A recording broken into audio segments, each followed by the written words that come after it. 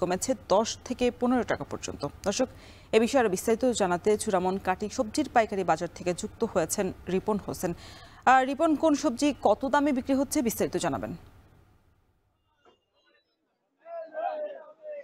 আমার পেছনে দেখছেন যে সবজি রয়েছে পাইকারি এই বাজারটিতে আজকের প্রতি কেজি মূলা বিক্রি হচ্ছে ২৫ টাকা থেকে ৩০ টাকা পর্যন্ত এবং ফুলকপি বিক্রি হচ্ছে ৫০ টাকা কেজি।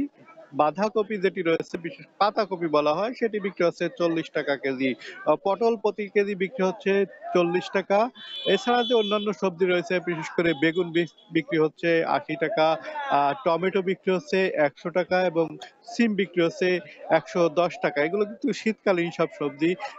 এই যে সময়টা রয়েছে, এই সময়টায় দিন গেলে সবজির দাম কিন্তু কমতে শুরু করেছে। শীত যত বেশি পড়বে, সবজির সরবরাহ বাজারে তত বেশি হবে এবং দামটিও কিন্তু আস্তে আস্তে কমতে থাকবে, এমনটি কিন্তু জানিয়েছেন এখানকার যারা ব্যবসায়ী রয়েছেন তারা।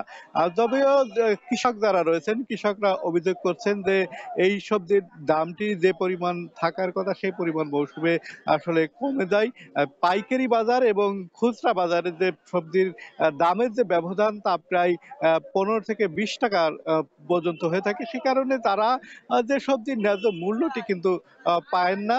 এক্ষেত্রে যারা মধ্যস্থভোগী ব্যবসায়ী রয়েছেন তারা ফায়দা লুটে নেন এবং আ সবজির দামটি কিন্তু তারা বেশি পান এবং যারা চাষী রয়েছেন তারা কম পান। আর যারা ব্যবসা রয়েছে, আমরা ব্যবসার সাথে কথা বলেছি, পাইকারি বাজারে ব্যবসায়ীরা এখান থেকে সারা বাংলাদেশের বিভিন্ন জেলায় আ যে সবজি সেটি সরবরাহ করে থাকেন।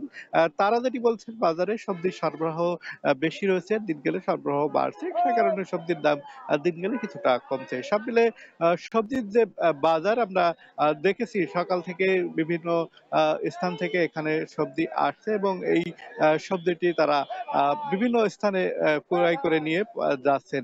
বিভিন্ন নছিমন ভ্যান গাড়ি সেতে কিন্তু এই সবজিগুলো এখানে এসছে এবং সবজি তারা বিক্রি করছেন। তো সব মিলে এই ছিল সবজির পাইকারি বাজার থেকে আমার কাছে সর্বশেষ রওশন। যশোরের সবজির বাজার পরিস্থিতি জানাতে যুক্ত ছিলেন রিপন হোসেন।